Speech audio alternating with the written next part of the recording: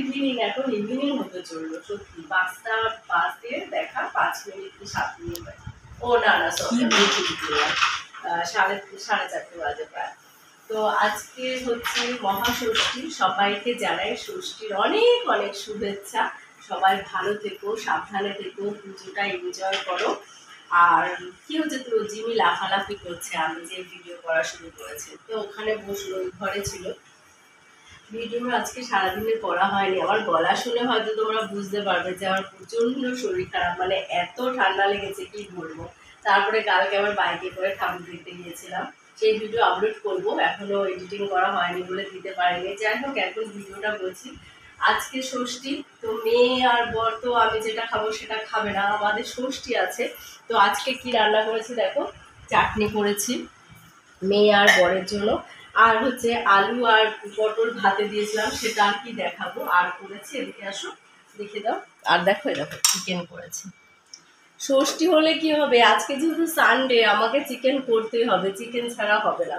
তো আমি, আর আমার খাবারটা দেখো আজকে মহাষষ্ঠীতে, এই যে এইটা মহাষষ্ঠীতে দেখো, এটা আমি তুলে নিয়েছি, এই যে এখানে এটা খাবো এখন।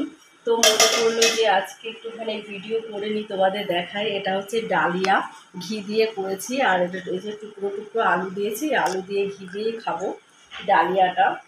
সব কিছু গ্যাস ট্যাস মুছে পরিষ্কার করে ওদের রান্না হয়ে গেছে। তারপরে এটা করলাম, তারপরে ওয়াশিং মেশিন পরিষ্কার করলাম। আর এদিকে দেখো দুপুরবেলায় কি খাবো সেটা, এই সরি রাত্রিবেলায় কি খাবো সেটাও রেডি করে রেখেছি। রাতে খাবো দেখো, সাবুদানার হাঁটা ভিজিয়ে রেখেছি আগে থেকে, এইটা খাবো রাতে, কলা দিয়ে সন্দেশ দিয়ে মেখে চিনি দিয়ে।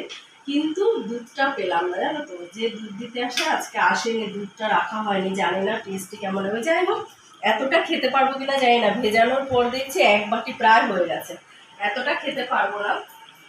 তো এই সাবুটা খেতে দারুণ লাগে, এটা আমি শিবরাত্রি তারপরে নীলের উপোসে খাই, মানে পুজো দেওয়ার পরে অনেকেই খায়, এটা আমি ছোটোবেলা থেকেই খেয়ে আসছি। বাপরে, ভয় পেয়ে গেছে, বললে যে একটুখানি পা লেগেছে। মানে ও সবসময়, আমাদের তো বেশি বড় ঘর বাড়ি না, ছোটোর মধ্যে, তো তার মধ্যে এটা যখন যেখানে সেখানে শুয়ে থাকে। এখন আদর করতে পারছি না, এখন ওই দেখো আর এখন আদর করতে পারছি না। এখন খাবো, আবার হাত ধুতে হবে। ছাড়ো, নামো, নেমে যাও। ঠিক আছে, যখন কথা শোনে ভীষণ কথা শুনে যাবে না, আর গলায় কি হচ্ছে, খ্যাস খ্যাস করছে, আমার মতো অবস্থা। সবসময় মেঝেতে টান টান হয়ে পড়ে থাকবে। ওই ঘরে টাইলস বসানো, ও ঘরে বসবে না, এই ঘরে পাথরে বসবে। তো চলো একটুখানি খাওয়ার ভিডিও করি। দেখো রুমাল তো শেষ হয়ে যাবে, বিছানার চাদর ছেড়ে টুকরো টুকরো করে নিয়েছি। মানে সকালবেলায় তো ভিডিও করিনি, তাহলে তোমাদের দেখালাম। এখানে সেফটি পিন দিয়ে মেরে নিয়েছিলাম, আর পট করে মানে অটোমেটিক নাক দিয়ে কাঁচা জল বেরোচ্ছে। দাদা ওষুধ নিয়ে এসছে, এটা উড়ে গেল কি করে, এই দেখো 3 রকমের, তারা মৌরি নামে 3 রকমের ওষুধ নিয়ে এসছে, এটা খাবো। তো খেতে খেতেই তো 4:30 বেজে গেল। আজকে ডাইনিং টেবিলে বসে খাচ্ছি, ডাইনিং টেবিলে বসে তো খাওয়া হয় না, সবসময় টিভি দেখতে দেখতে খাওয়া হয়। তো কালকে ঠাকুর দেখতে গেছিল, অনেক রাত হয়েছিল, দাদার আজকে অফিসও ছিল, অফিস ছুটি দেয়নি, সেই কারণে যেতে হয়েছে সকালে তাড়াতাড়ি করে। আর তাই দাদা শুয়ে আছে, আর বলছে যে একদম ডিস্টার্ব করবে না, ওই ঘরে লাইট জ্বালালাম না। আর টিভি না দেখাই ভালো, যা অবস্থা, আমার গলা শুনে তোমরা হয়তো বুঝতে পারছো একটা অবস্থা খারাপ। যাই হোক, এখন খেয়ে নিই। আর কার কার ভালো লাগে কি বলে এটাকে, ডালিয়া, সরি শরীরটা ভীষণ খারাপ, জ্বর জ্বর এসছে জানো তো।